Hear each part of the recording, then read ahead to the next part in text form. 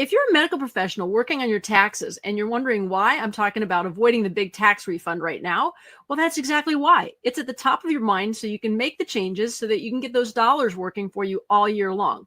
You're going to want to stay till the end because I've got a free, valuable resource for you. Hi, everyone. Today we're going to be talking about how to maximize your money by avoiding the big tax refund trap. So, in my days as a corporate employee, I used to like getting a big tax refund at tax time. Nice lump sum check to spend a chunk on something I wanted or a vacation. Then I learned something I'd never really thought of. If I was getting a big refund, it meant that the government was collecting and keeping my money throughout the year.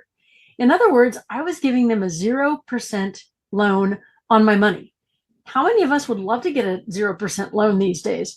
So if you check out the slide, are you giving the government $5,000, $10,000 loan each year? What if you had that money to increase your monthly cash flow instead? You could use it to pay for your expenses, your savings, even debt like credit card debt. So interest rates on credit cards these days are averaging 20% or more. And if you had $10,000 on credit cards and were getting a $10,000 refund, wouldn't it make more sense to have the money monthly to pay your bills or save for vacation or even your retirement? This is another one of those things they really don't teach us about. So let's dig a little bit further. So the downsides of big refunds. What are some of the downsides? Let's call it leaving our money tied up with the tax man. That's what we're doing.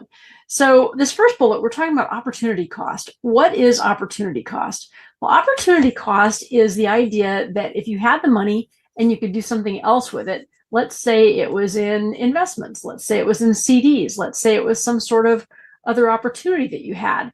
If you don't have the money, then you can't take on the opportunity. So, for example, if you're talking about your credit cards, if the money's tied up with a tax man, then your opportunity cost is 20% on all the money that you would have had to be able to pay down that debt. Okay, so inflation. Well, when we talk about our dollar, each dollar that we have right now is worth less than it was a year ago, 5 years ago. So time value of money, and we know with inflation, things cost more this year than they did last year. But think about that. Your dollars from a year ago were more valuable than they are today. So again, if it's locked up and you're waiting for the refund, it's actually more beneficial if you have the cash flow to be able to use it right now. So emergency funds, next item here. If you have an emergency, we have a whole different episode on emergencies and emergency funds. But if you've got an emergency fund and it's locked up at the IRS and you're waiting for the refund, you don't have any access to that. So in general, with emergency funds, we want, an emergency fund. If you had an emergency on a Friday, you'd want to be able to pay for that on Tuesday or Wednesday, by Tuesday or Wednesday the next week. And so the idea there is that needs to be liquid. Okay, we want to be able to get to it within a couple days. And then the last one here, we mentioned before, debt payoff. If we had the money, we could be using that to pay for our debt repayment. That could save us more in the long run, right? We spend a lot of time worrying about what our investment returns are and what the market's doing. And if you think about that, if you were trying to make 15 or 20% in the market, you'd be taking on a lot of risk. Whereas if instead you paid down debt and didn't have the 20% interest, then you come out ahead. All right. So these are the downsides of our big tax refunds because we don't have that money available. So practical strategies to maximize your money. So when it comes to big tax refunds, you can actually talk to your human resources department about changing your withholdings to avoid overpaying taxes. So if you're a salary employee, your income and taxes may be pretty predictable.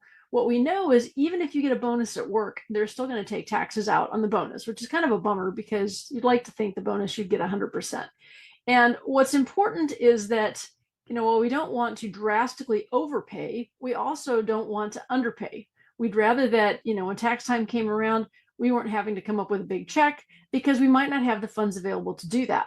So there's a balance here between overpaying and underpaying. But if you're getting a big refund, it'd be nicer to be able to use that cash on a regular basis on your monthly cash flow than to be able to get that once a year.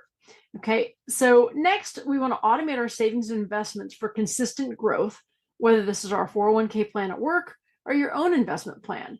So automating it provides you some consistency because instead of you having to remember when you're going to contribute, you're putting it there. Even if it's going to a savings account that you can use it for investments, even in your 401k, it could be going to a cash account that you can decide at a later point exactly how you want to invest it.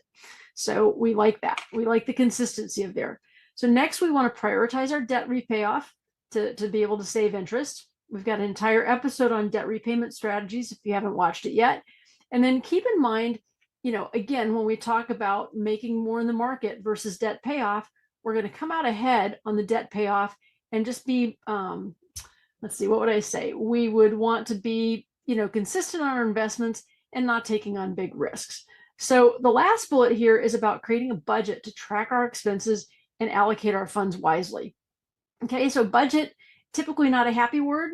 We think about when we were kids and our parents would say, this isn't in the budget, or even at work, they say this isn't in the budget, and it's something that you wanted. So it's got a negative connotation, okay?